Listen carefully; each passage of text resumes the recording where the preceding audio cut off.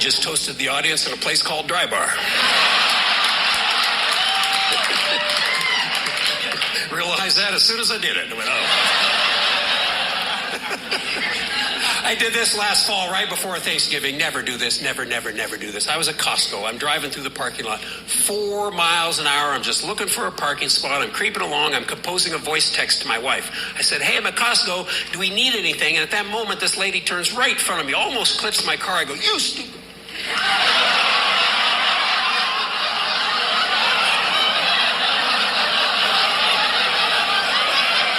You see where this is going.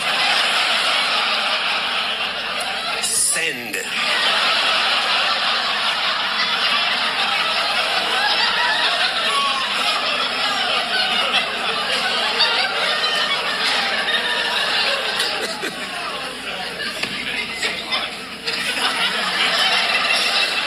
My message said, hey, I'm at Costco. Do we need anything, you stupid? My phone rang immediately. It's like, well, that's weird. She never responds to my text. She goes, you at Costco? I go, yeah. She goes, buy a pumpkin, shove it up here. Wait, what? Oh,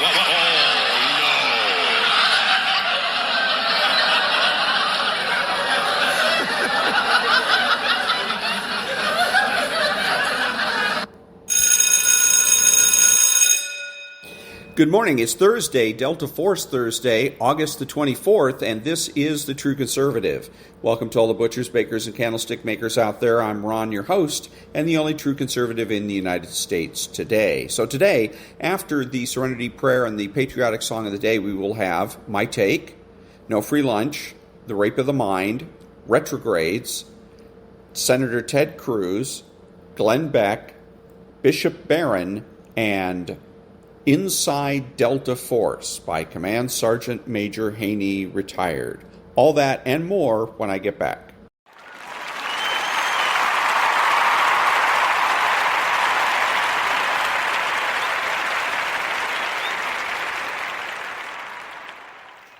God, grant me the serenity to accept the things I cannot change, the courage to change the things I can, and the wisdom to know the difference.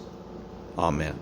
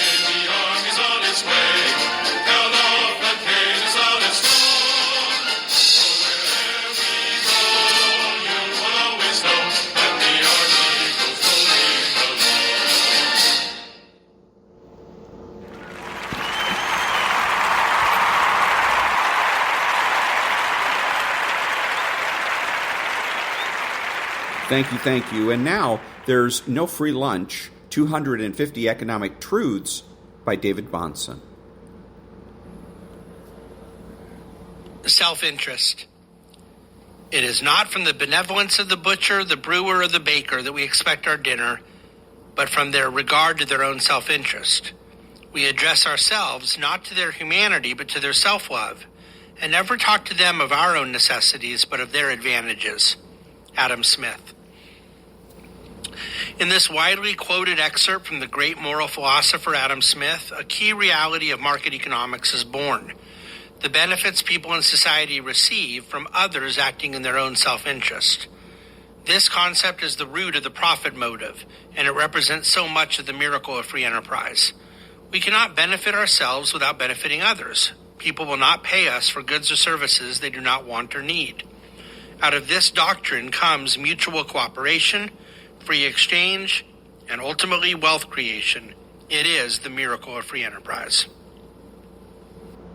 And that was There's No Free Lunch by David-Bahnsen. Back in a minute.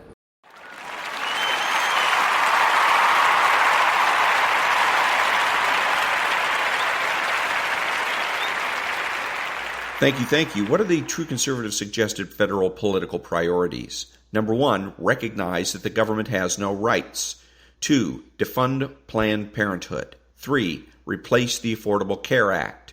4, institute zero-based budgeting. 5, prohibit collective bargaining for all public employees. 6, assign criminal and civil liabilities to all government regulators. 7, immediately repeal the Patriot Act.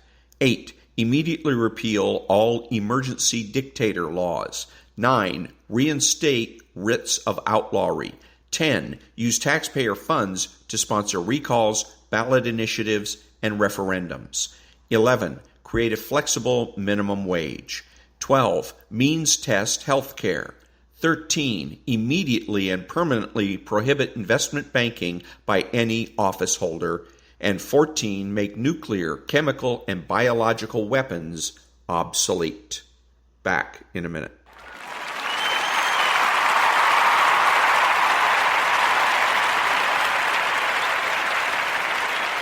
Thank you. And now, Stuart-Varney's My Take. The debate. Donald Trump's booking. Biden's frailty. Yes, they dominate the news. Fair enough, our future is at stake.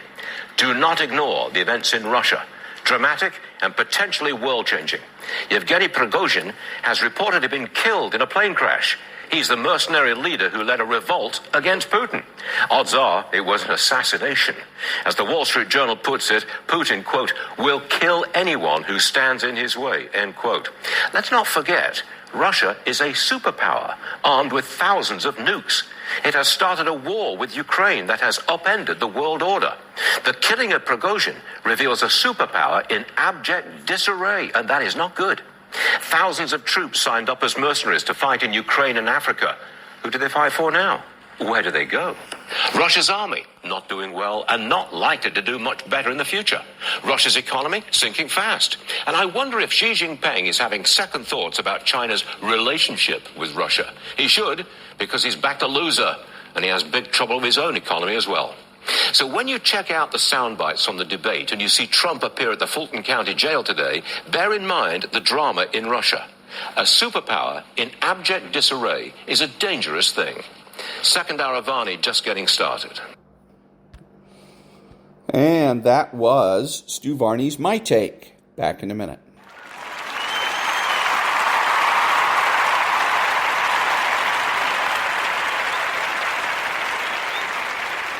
Thank you. And now a little bit of Senator Ted Cruz on Fox News. Well, look, it's both. And under a constitutional system, we have checks and balances. We expect the executive and the legislature to wrestle with each other.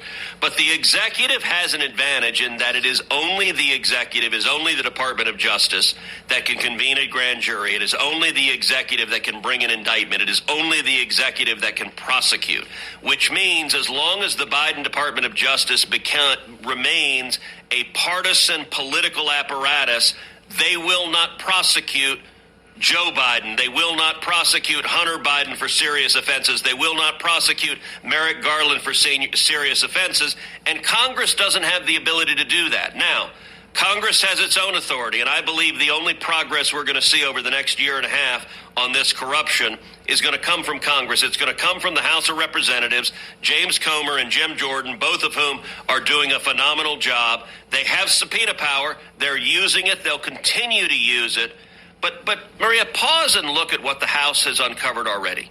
Yeah. James Comer has released bank records that show that the Biden family and their associates received over $20 million from Russia, Ukraine, and Kazakhstan while Joe Biden was vice president. That's one point that is really important not to miss. This isn't over their entire career. This is while Daddy was VP, $20 million. Any reporter who gives a flip about doing his or her job ought to be asking the president at every stage, what did your family do to earn $20 million while you were vice president during those 8 years? Number two, lots of Democrats in defending Biden, they keep using reference to influence peddling or access. That's not what these allegations are. Influence peddling and access happens a lot in Washington. There are a gazillion Washington lobbyists on K Street. That's not what the allegations are here. The allegations are that Hunter was selling official favors from Daddy when he was vice president of the United States. If you look at the FD 1023, the allegation there is the oligarch who owned Burisma spent $10 million, $5 million to Joe Biden, $5 million to Hunter Biden, in exchange for getting Joe Biden to fire the prosecutor who was prosecuting that corrupt oligarch. We know the second half of the quid pro quo happened. Joe Biden has admitted he got that prosecutor fired. The allegation is he was bribed to do it. And number three, it's important to understand, this is often discussed as Hunter's business dealings. This was not Hunter's business dealings. This was Joe Biden's business. Hunter has no marketable skills. No one on planet Earth would pay him $20 million to do anything. What Hunter was selling was Daddy. This was Joe Biden's business, shaking down, mind you, not shaking down our friends, not shaking down France or England or Italy, but shaking down corrupt oligarchs in communist China to the tune of over $20 million. Hunter was the salesman, but the product was Joe Biden's personal favors, and that is, if true, corruption at the very highest level of government. And that was Senator Ted Cruz laying out the case for corruption against President Biden. Back in a minute.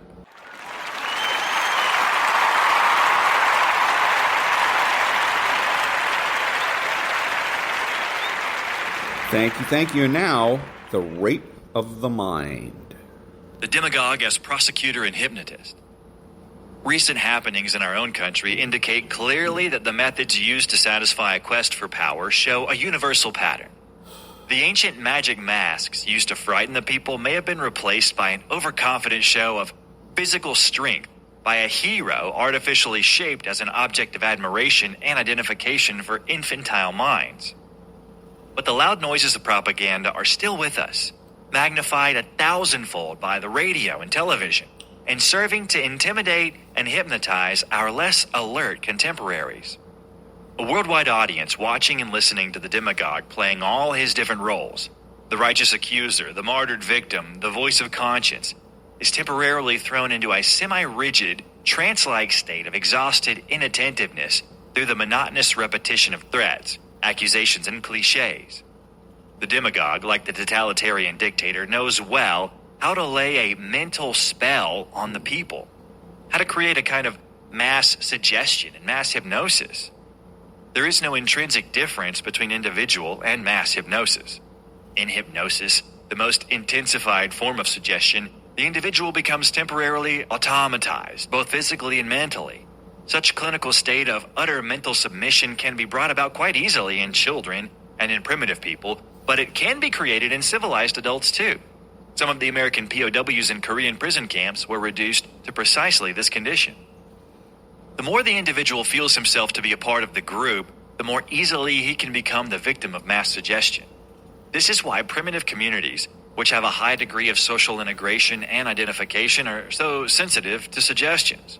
Sorcerers and magicians can often keep an entire tribe under their spell.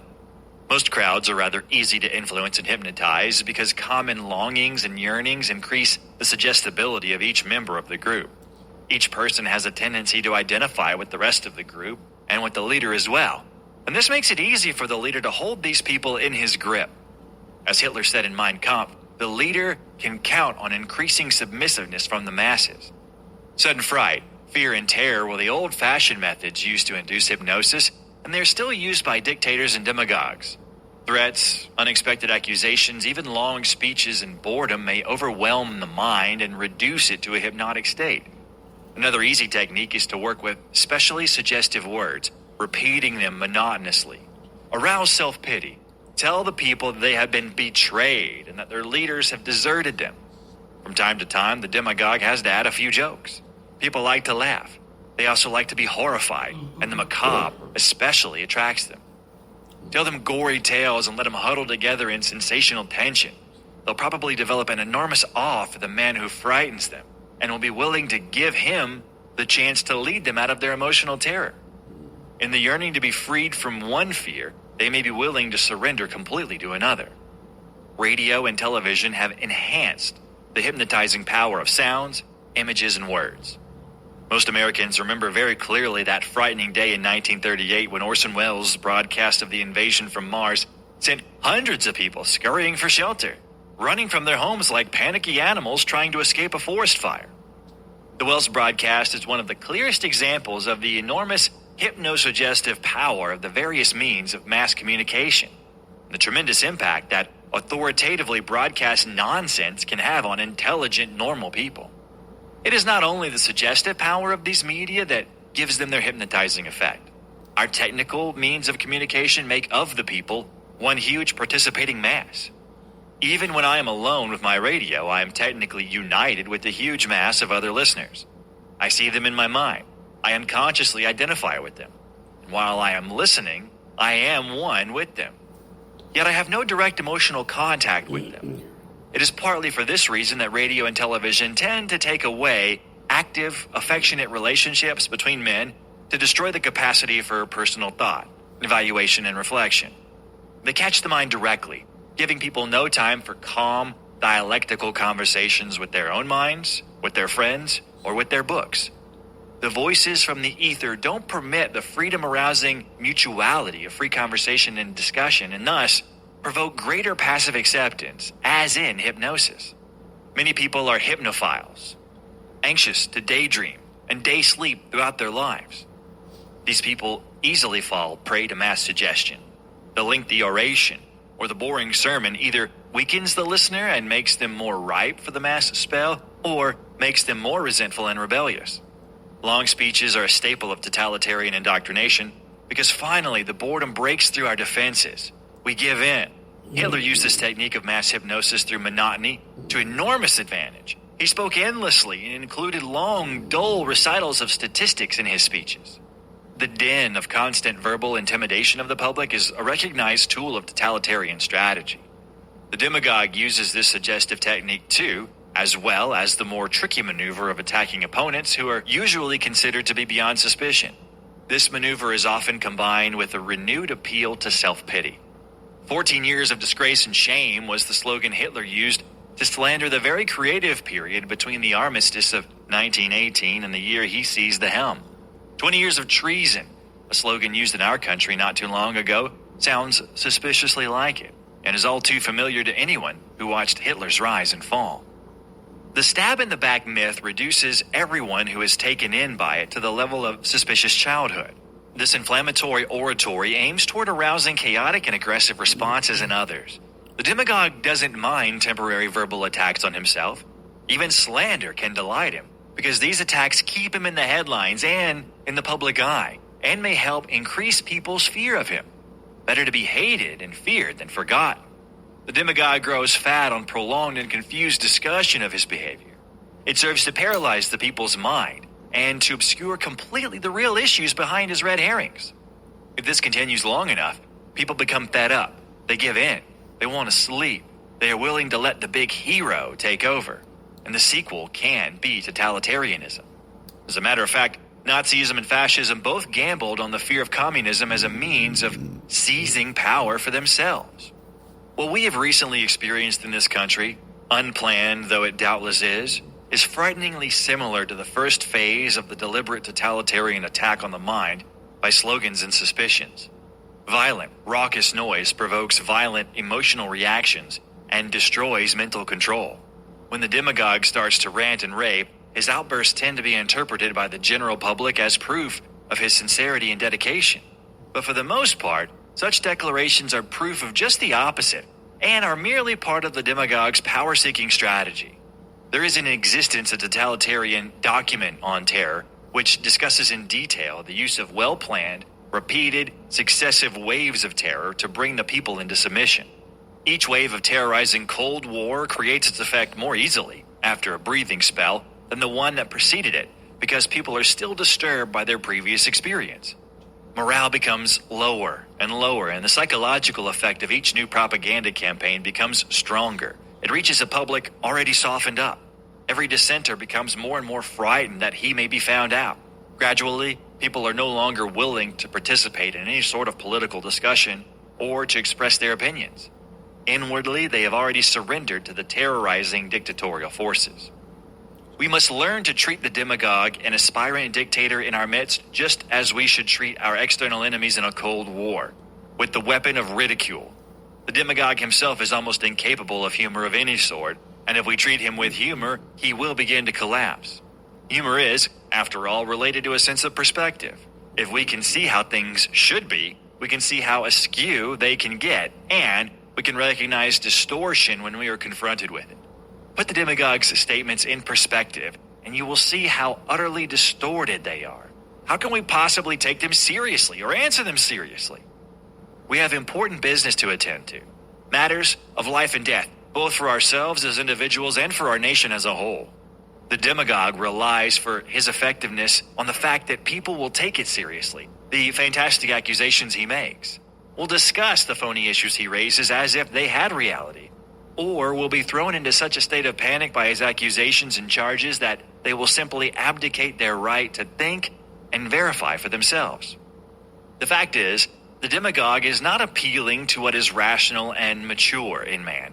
He is appealing to what is most irrational and most immature. To attempt to answer his ravings with logic is to attempt the impossible. First of all, by so doing, we accept his battling premises, and we can find ourselves trapped in an argument on terms he has chosen. It is always easier to defeat an enemy on your own ground and by choosing your own terms. In addition, the demagogue either is, or pretends to be, incapable of the kind of logic that makes discussion and clarification possible. He is a master at changing the subject. It is worse than criminal for us to get ourselves involved in endless, pointless, and inevitably vituperative arguments with men who are less concerned with truth, social good, and real problems than they are with gaining unlimited attention and power for themselves. In their defense against psychological attacks on their freedom, the people need humor and good sense first. Consistent approval or silent acceptance of any terror-provoking strategy will result only in the downfall of our democratic system. Confusion undermines confidence. In a country like ours, where it is up to the voting public to discern the truth, a universal knowledge of the methods used by the demagogue to deceive or to lull the public is absolutely necessary. And that was the demagogue as prosecutor and hypnotist. And he said a lot of things in here that were very, very important to me. Echoes a lot of the things that I've been saying as well, where you need to use humor, and you also, what he was saying about you don't take him on from a logical or intellectual perspective, because then all you're doing is honoring them. And that was The Rape of the Mind by Joost-Meerlo, MD. Back in a minute.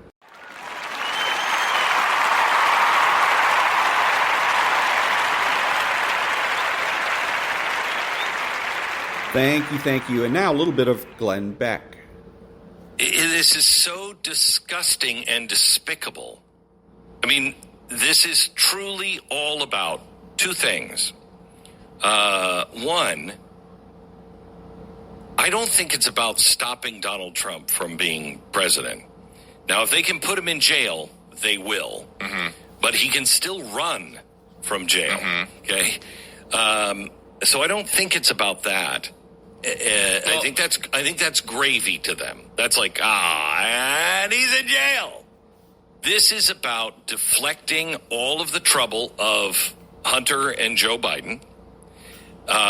This is all about teaching the rest of us a lesson. If we can do this to this guy, you think you can survive us? It's a lesson. But it is also something, and this is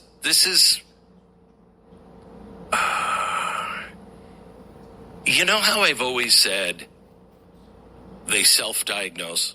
Mm-hmm. Whatever they say we're doing, they're doing. This is, they did this with the impeachment. They impeached Donald Trump because they said he was inappropriate in Ukraine with the leader of Ukraine. Okay? Seems like ancient history. I know. Yeah, I mean, it's hard to believe that that's what this comes back to. It does. It comes back to them covering their tracks. Whatever they said Donald Trump was doing, they were doing. So, when they said, well, he's obstructing justice and he's using the Justice Department, against his enemies. That's what it looks like to us. No, that's what they do. And that was Glenn-Beck. Back in a minute.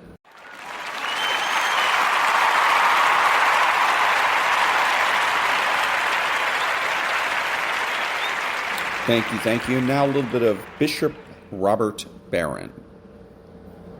Work is good. Now, work I'm defining here as some practical activity that we do for the sake of some greater end. So you go to work in order that you might get the money which you need to take care of your family, to pay for your apartment or whatever it is. Fine, but then what do you do when you do have that time? You're now home in your apartment that you've paid for through your work. Now what do? What do I do when the goal of my working has been achieved? See, the useful has done its thing, which is great. Now comes the beautiful time for the useless. Playing with your kids is a contemplative exercise, right? Because it's useless, but you're spending time in this joyful activity with your kids. We don't train people how to do it. We train them in the work mode, the useful mode. But the useless side of life, we don't.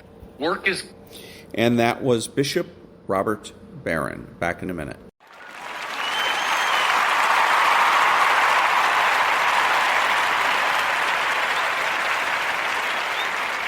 Thank you. And now, inside Delta Force. But that evening, the medic had a number of visitors when he stopped by on his rounds. Next day, more of the same, or, as they say in Panama, lo mismo, pero peor. The same, only worse. Long, grueling legs over terrain never lending itself to route selection. I was never able to plot a route that approximated a line between RVs. To use the terrain to any sort of advantage, I had to make lung-busting climbs upslope to top a long ridge that would carry me only vaguely in the direction of the next RV. There was simply no margin for error, but the more tired I got, the more difficult that became. About mid-afternoon, things got hectic. I had just dropped off a ridge top and was zeroing in on my RV when I was overrun by civilians blasting through the woods on cross-country motorcycles.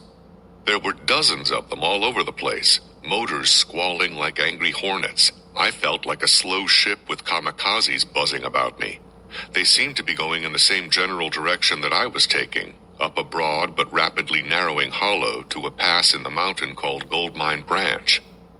Just as I came in sight of the RV, a motorbike came whipping past me with a passenger wearing a rucksack holding onto the rider. Yep, that's right, a selection candidate. The bike stopped next to the RV sitter's truck, and as the candidate got off the back of the bike, I heard him say to the sitter, "I reckon that was a little too far, eh? Put your ruck in the back of my truck and make yourself comfortable. A vehicle will pick you up shortly," said the sitter. The guy turned back to the biker he had hitched the ride with and told him with a wave, "Thanks for the lift, man. I'll catch you later." Then he threw his rucksack in the truck and sat on the bumper while the biker blasted out of the RV in a shower of dirt and leaves. Wow, that was some kind of a championship screw-up. I plotted my next RV and looked the guy in the face as I walked past him toward the sitter. He threw up his hands with a shrug of his shoulders and a grin that said, what the fuck, I tried. I grinned back at him and shook my head as I walked by. I watched the sitter as closely as possible as we went through the departure ritual. If Easy Rider had surprised him or upset his equilibrium, I wasn't able to detect it. And so another guy went into Delta Force legend. Even now, when we old hands get together and talk about selection and the things we've seen over the years, someone will inevitably say, "Remember that guy who came into the RV on the back of a motorcycle?" Fellow, whoever you are, I want you to know that your place in history is secure. Somehow, I think you'll be pleased. The rest of the day passed in a sweat-blurred flurry of upslope, downslope, and traverse slope, of heaving chest, burning lungs, quivering legs, and aching back, of counting terrain features, pace count, and compass sightings. My body was drenched in sweat. My face and hands were cut and scratched by sticks, briars, and thorns. Eventually, it came to an end. When I finally sat down, I felt like a toothpaste tube that had been squeezed empty. It was an effort to throw my rucksack aboard the truck and climb up after it. We departed that final RV differently that day. Instead of our group getting on the same truck, we were called individually by color and number and sent to several different trucks. A question immediately arose in my mind, and doubtless in the minds of the other men. Is this truck taking me to camp, or is this truck going back to Fort Bragg? The question was answered when we were dropped off at a new campsite. All right, I thought. I'll be here at least one more day. Camp was unusually quiet that evening. The rule of no conversation during the day had seeped into bivouac as well. Daylight, and at it again on another tremendously difficult day. Agonizing climbs upslope only presaged hazardous descents. To come downslope without sliding out of control, you have to lean forward, putting the weight of your upper body downhill and over your feet, much like skiing. But if you trip in that position, your rucksack will drive you face first into the ground or a tree, and with nothing to cushion the fall, you may not recover. I had taken a few falls already, but each time I had been able to twist around and fall on my side so that my rucksack wasn't on top of me when I hit the ground. So far, my luck was holding. Throughout the morning and into midday, I saw no other candidates between RVs. It was like I had the mountains to myself. By late in the afternoon, I was tracking along the top of a long, narrow ridge that for once was taking me in the direction of my next RV. Earlier, I had gone almost a half-kilometer out of the way to gain the top of this ridge by way of a long, sloping finger offering a somewhat gradual route up the otherwise precipitous sides. But it had paid off. I was making excellent time by virtue of the energy I had saved. Then, I heard a human voice. Not a conversational voice, but the voice of someone wailing in death-like agony. It was coming from just ahead and off the side of the ridge. I trotted over to a place where I could see down the mountain slope and spotted him 100 meters below. He was midway up the steepest portion of the whole mountain, hauling himself tree to tree and rock to rock up what can only be described as a cliff, only to lose his grip and slide back again. He was yelling and bellowing like he was being disemboweled with a rusty file. I watched him for a few seconds, then shook my head in wonder and moved on. The sounds of his battle faded behind me as I continued on my trek. I never saw that man again. With the sun slipping low in the western sky, my day finally and mercifully ended. A new camp location, a different group of guys, a couple of familiar faces. I didn't bother to count heads, but the camp population was decidedly shrinking. I slept the sleep of the dead that night, and if I dreamed, I never knew it. I didn't know it when I set out that morning, but I was going to become intimately familiar with the relief and topography of Gold Mine Mountain. The day would become known as the Day of the Star, because when drawn on a map, the routes resembled a six-pointed star. All day long, I crossed that damn mountain from one side to the other. On the map, the mountain looked like a big, dead, contorted octopus. The main body was lumpy and irregular. The top writhed snake-like in a series of sharp-crested saddles. The fingers and ridges running off the sides of the crest were gnarled and twisted like the arthritic hands of an old man. I would arrive exhausted and breathless at one RV, only to be sent to the next RV back on the side I had just came from. The mountain was too big to contour around, and the lay of the ground was such that I could never make anything approximating a direct approach or maintain the hard-earned high ground for any length of time, never getting anywhere, back and forth across the same mountain. It was a masterful torture. But then I had a revelation. What difference could it possibly make if I crossed back and forth over this same mountain until doomsday? A mountain was a mountain, time was time, and route selection was route selection. The only thing that mattered was speed and ground made good. My destination was determined by time. The physical position of that ultimate destination was only incidental to my reason for being here. The frustration and mental torture I had been suffering were completely of my own making, and completely within my power to disregard.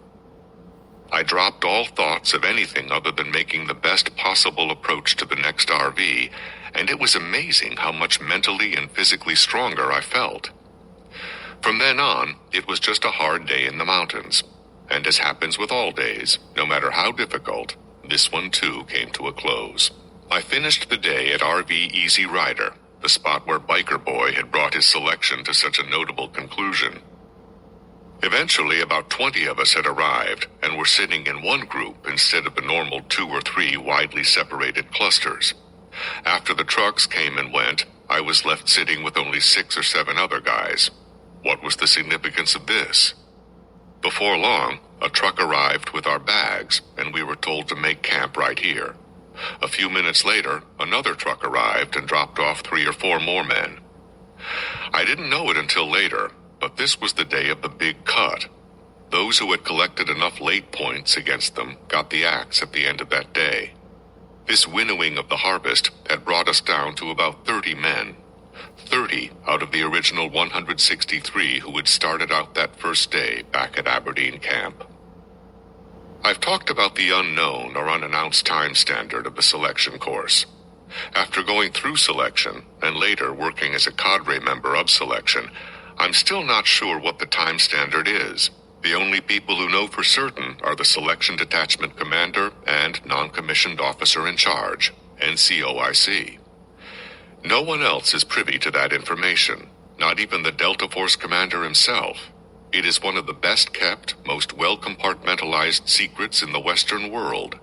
It ensures that no candidate will ever have an advantage over anyone else, even those who have come back for a subsequent try. Every man who ultimately makes it through Delta selection has had to gauge his performance by his own internal yardstick. He's had to give his utmost because he couldn't be sure just how good was good enough. It keeps everyone honest. The evening in camp passed in a leisurely fashion. A small group of us sat around talking about our different units, the Army, politics, and national events. Kiki Saenz was in our cluster that night, and we put up a hooch together.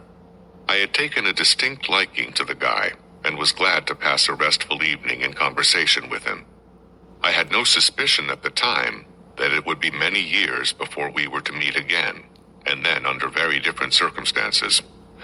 That evening, I also realized something that was really only obvious in its absence.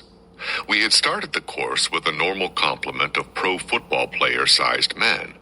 But now that I thought about it, most of those had disappeared after the 18-miler, and the 2 or 3 who had started stress phase were now missing in action. As I looked around at my campmates and thought about the men I had seen in the last couple of days, it hit me that every man here was more or less average. All shapes, sizes, and builds, but no massive men. We did have a few big guys make it into the unit, but they were greatly outnumbered by men of below average size. Selection taxed all your abilities, mental and physical. The mountains would win if you took them head on, so you had to outthink them. But craftiness alone wouldn't get you from RV to RV on time, much less allow you to keep it up day after day. That required superior physical conditioning, but conditioning and tenacity are not dependent upon size alone. Only a tough body coupled with a tough mind bought a winning ticket to selection. One without the other could not and would not succeed. What a great day this was turning out to be. The easiest ground I had crossed so far. The slopes were still high and steep, but the terrain was even and regular. The trees were big, mature hardwoods with very little underbrush. The ground was smooth with few rocks. It was a place to make good time, and I was taking advantage of it because I was certain that conditions would change very soon. They did. I was stroking along toward my next RV when I came across a 12-foot-high chain-link fence stretching out of sight in each direction. The question was, go under it, over it, or around it. I had a sneaking suspicion that I would encounter something worse if I attempted to go around it. The skirt of the fence was anchored in the ground, probably as a barrier to wild hogs, which prevented me from going under. That left over the top. I'm a good climber, but I had an additional 70 pounds on my body, and it wouldn't be easy. Here's what I planned. I'd put my grease gun down the front of my shirt, then climb to the top of the fence and throw my rucksack to the other side. Then I could climb over and down with ease. Here's how it played out. The climb up wasn't very difficult, but once up top, I discovered I would have to sit straddling the top of the fence to take off the rucksack and let it drop to the ground. But the top of the fence was slack and wobbly, so when I tried to slip the straps off my shoulders, I got to swaying back and forth until the weight of the damn rucksack pulled me off balance and over the other side. I was hanging upside down, dangling by my left leg from the top of the fence.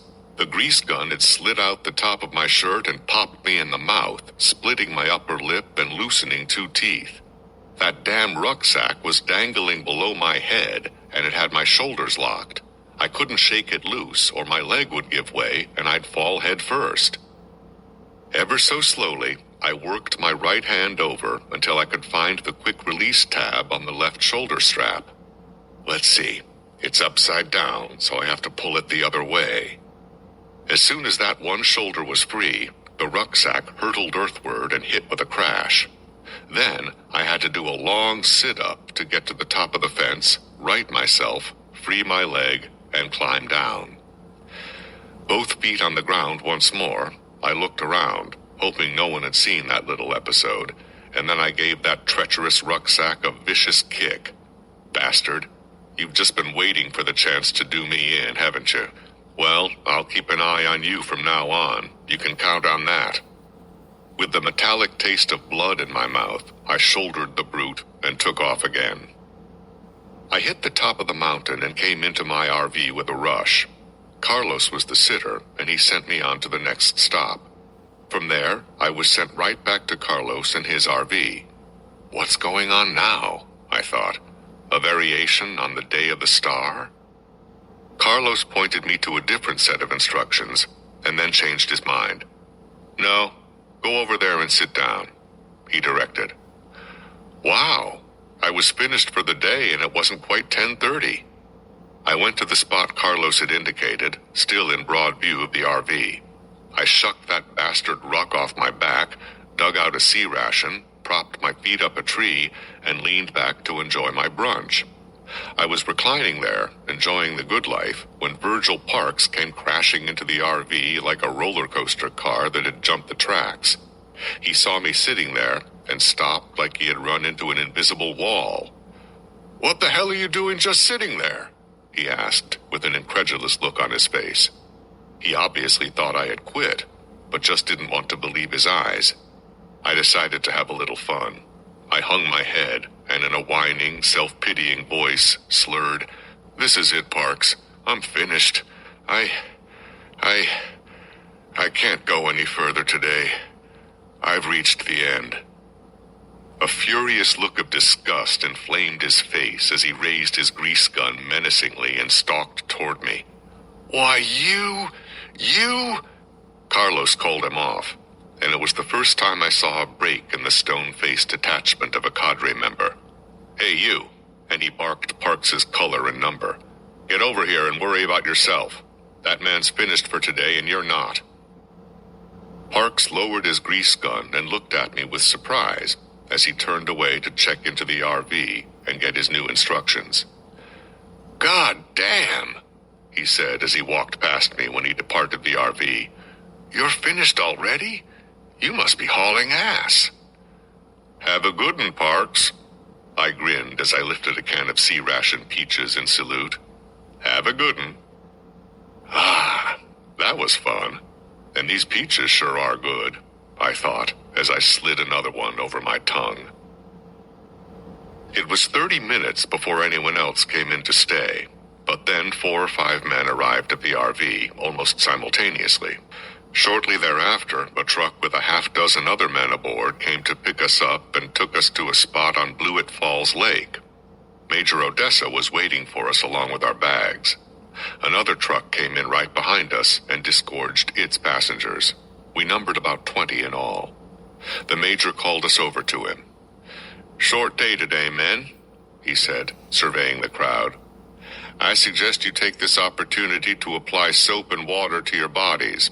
Some of you are getting rather ripe. When you finish, I'll have further instructions." I dug my shaving kit out of my bag, grabbed a bar of soap, shucked off my uniform and boots, and plunged into the lake. Man, did it ever feel good. I waded back to the bank, lathered up, and plunged back in again. I did that several more times, and then just floated in the water, enjoying the sensation of weightlessness. What a treat. We laughed, joked, and made the most of this unexpected break before climbing out and putting on a clean uniform. I felt like $1,000,000. Once everyone was squared away, Major Odessa spoke to us again. "Men, tomorrow is the big day, the 40-miler. Those who successfully complete the event will stay for a bit more testing and an interview by the Commander's Evaluation Board. Those who fail to satisfactorily complete the event will be returned to their units. This is no time to slack off and no time to rest. Some of you are not doing so well and are hanging on by the skin of your teeth. I'd recommend that every one of you give tomorrow your utmost effort. Now, as it appears that the matters of hygiene have been completed, you will be taken into the town of Troy, where you can obtain something other than sea rations for the noon meal. Take your instructions for the rest of the day from Marvin." With that, the major turned to walk away. An old acquaintance, Frank Trout, and I were walking up the trail together toward the trucks, and we passed close to Major Odessa, who was standing just inside the tree line watching the group file past. As we came near, he leaned forward, pointed his finger at us, and whispered in a forcefully contained voice, "And you're 2 of them I was talking about." Startled, we looked at him as he spoke, but we kept walking. Holy shit. Was that right? No, that had to be bullshit. He was just keeping up the guessing game. Yeah, that was it. He was just playing games. I'm doing okay. But what about Frank? Frank looked pretty rattled. Well, tomorrow would tell. Tomorrow the fat lady would sing, after a 40-mile opera. I pitched my kit bag and rucksack into the back of the baggage van and climbed aboard the truck to town. From there, we went into Troy and scattered about the few places where you could get a meal. I had a decent lunch at a small diner, but to tell you the truth, I would have just as soon gone straight to camp and had a sea ration. Once I'm in the field, I don't like to break my field attitude until it's all over. But no harm done. That evening, we were issued 8 different map sheets and instructions for an 0200 hours departure. I turned in as soon as I had folded my maps and readied my gear for the next day. I heard no conversation in the camp that night. And that was the next part of Inside Delta Force, and this section is called In the Beginning, from Eric L. Haney, Command Sergeant Major, retired. Back in a minute.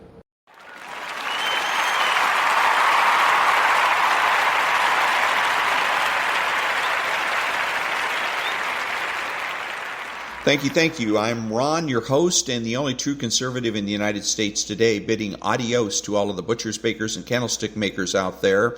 And until next time, be honest, be smart, be beautiful, and remember that the left has no authority, no power, and they can't win.